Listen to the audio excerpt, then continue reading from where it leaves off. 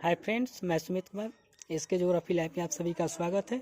दोस्तों, आज का मेरा एक टॉपिक है, वो है वायुमंडल में जल। और इसमें कुछ चीज़ें हैं, जैसे होता है ना कि वायु में जो जितना जल की मात्रा है उस मात्रा को हम लोग क्या कहते हैं, आर्द्रता कहते हैं। वायुमंडल में जो जलवाष्प की मात्रा होता है उस मात्रा को हम लोग आर्द्रता कहते हैं।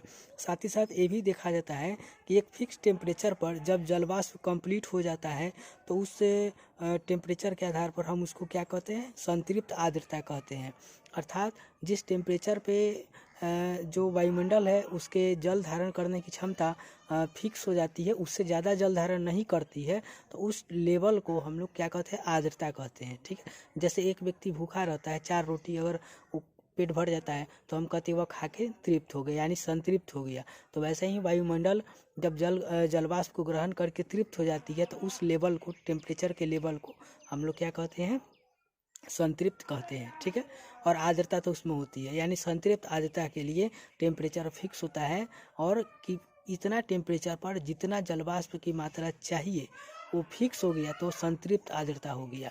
तो आर्द्रता इस तरह से, सिर्फ आर्द्रता अलग होता है और संतृप्त आर्द्रता अलग होता है। ठीक है, अब उसके बाद में आता है कि दो चीज़ होता है कि एक होता है सापेक्ष आर्द्रता और एक होता है निरपेक्ष आर्द्रता।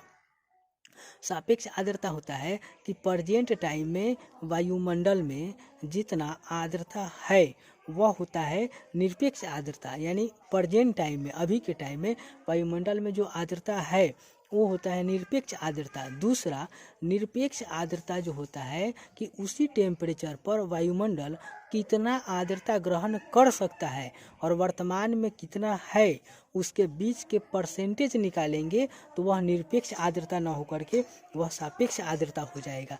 ये चीज़ को याद रखना है, निरपेक्ष आर्द्रता अलग होता है और सापेक्ष आर्द्रता अलग होता है। ठीक है, अब उसके साथ साथ एक और कहा जाता है कि ओसांक यानी ड्यू पॉइंट क्या होता है। तो जब वायुमंडल अपने फिक्स टेम्परेचर पर जब आर्द्रता कंप्लीट ग्रहण कर लेगा कि उससे ज़्यादा वो ग्रहण नहीं कर सकता है तो उस लेवल को हम लोग ड्यू पॉइंट यानी संतृप्तांक कहते हैं। साथ ही साथ इसमें ये चीज़ होता है कि जब जल जो होता है वाष्प में कन्वर्ट होना शुरू कर देता है तो उसके लिए एक टेम्परेचर की ज़रूरत होता है। तो जिस टेम्परेचर पर जल वाष्प में बदलना प्रारंभ हो जाता है उस टेम्परेचर को हम लोग क्या कहते हैं, गुप्त ऊष्मा कहते हैं। अर्थात जब जल वाष्प में बदलता है तो उसके लिए गुप्त ऊष्मा की ज़रूरत होती है। साथ ही साथ जब जलवाष्प क्या होता है कि मतलब जब ऊपर धीरे धीरे ऊपर जाता है तो फिक्स हाई पर जाने के बाद वो धीरे धीरे संघनित होती है। तो जब क्या होती है, संघनित होती है, तो उसमें क्या होता है कि गुप्त ऊष्मा का ह्रास हो जाता है। क्या हो जाता है, उसमें गुप्त ऊष्मा का ह्रास हो जाता है। तो इस तरह से एक टॉपिक है, बाद बाकी एक छोटे छोटे टॉपिक के साथ मिलते हैं नेक्स्ट वीडियो में।